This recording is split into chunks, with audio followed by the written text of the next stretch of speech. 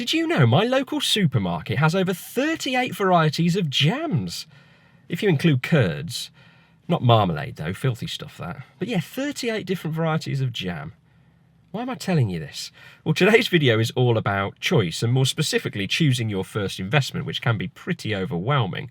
So we're going to try and rectify this today, and the answer lies hidden somewhere in the deluge of preserves and conserves at my local Asda. Hi, my name is Tom Morgan, and when I'm not preoccupied with counting compot, I run a YouTube channel called That Finance Show, and I'm a qualified financial advisor too.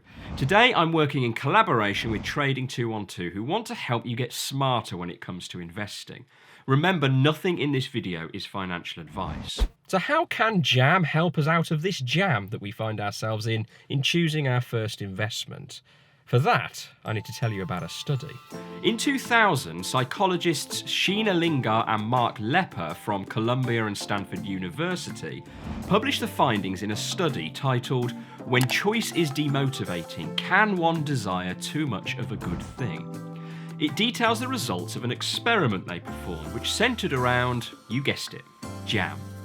On a normal day in a supermarket, they put out a display with 24 different varieties and flavours of the good stuff. Rookie numbers compared to my Asda, but we will let that slide. The next day, they did the same thing with only 6 types of jam. Which day do we think they sold the most jam? For some reason, I can't hear what you're saying, so I'll just tell you. It was the day with 6. Essentially, the study concludes that the more choices we give a consumer, the harder they find it to choose. And if people find it hard to nail down a selection of sugary fruit jelly, what chance do they stand with an investment? Trading 212 themselves state they have over 10,000 potential investments to choose from on the platform. And I know from both my comment section and the work I do with my clients that making that first investment, taking that first step, can be the hardest thing for many people. So over the last week, I have been pondering this and trying to come up with a solution so I can sit here and give you some pointers. And then last night on the sofa, it came to me.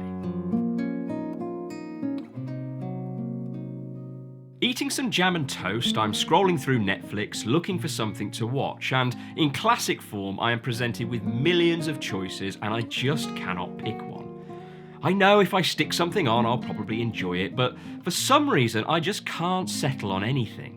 It feels like a massive choice, and every option I pick apart and discount for some reason. This relatable feeling is called analysis paralysis, and Psychology Today states the root cause is anxiety.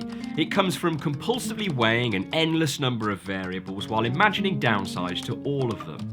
In the end, it is impossible to identify the best option from the rest. So I sit there, endlessly scrolling, watching the precious minutes of my finite downtime tick away, and clearly frustrated at my lack of action, my wife goes, "Let's watch a comedy series." What my better half had done in that moment, without realising it, was set parameters.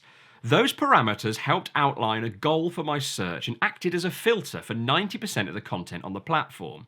Now, while I get an investment decision is far more important than what you watch on TV or even the stuff you spread on your toast, it is all the same message. Narrow down the choice to make it easier for you. Eliminate the options that are not relevant to you so you can pick the best of what's left. So how do we do that? First of all, we need to talk about your goals. As a financial advisor, I constantly sit down with clients who have never invested and help them take their first steps. To many, investing is a scary, risk-filled, confusing space, and that's why they're all sat with me. The main thing they want help with is picking their first investment and taking that first step.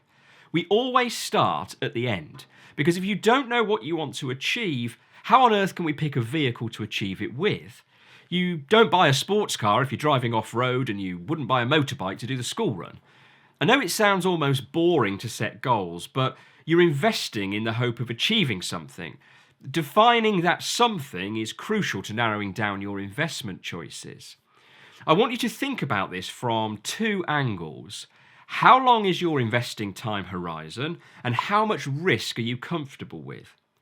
Time is easy. Maybe it's for retirement or for a purchase in 10 years' time. Anything less than 5 years, I would say don't invest at all.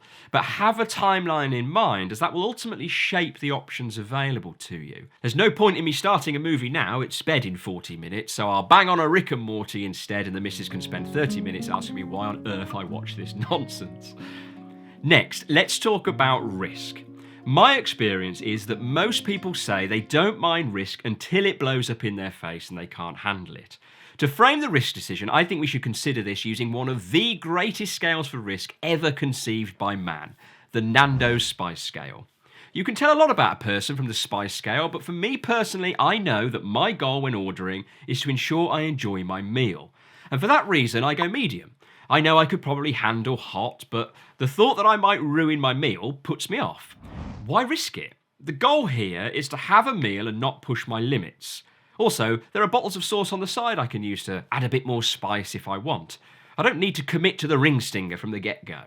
So when deciding on risk, consider this. Warren Buffett's #1 rule is don't lose money. Sounds obvious in investing, but when you think about it, it is so much more nuanced.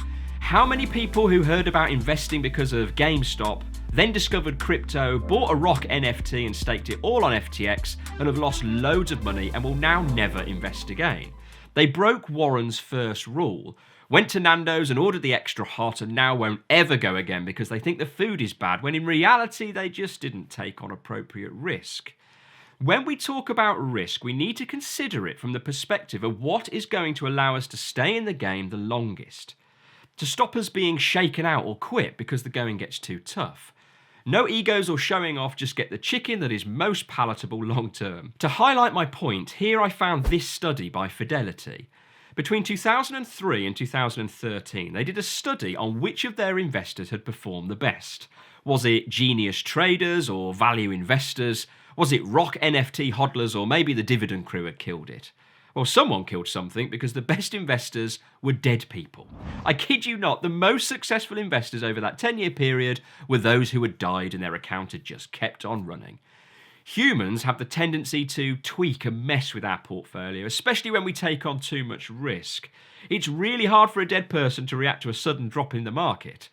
So when choosing your first investment, bear this in mind and pick something that allows you to stay in the game and frame this from a perspective of your timeline. Okay, so how do we sensibly decide how much risk we want to take?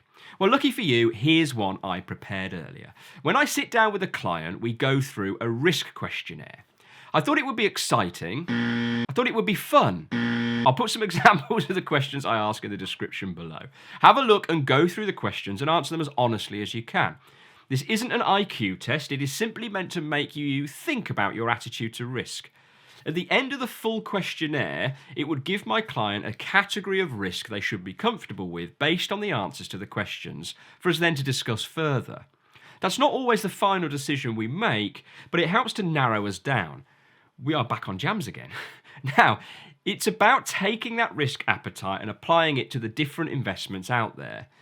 On screen is a handy guide that will give you an indicator of how some common investments fit into those risk profiles.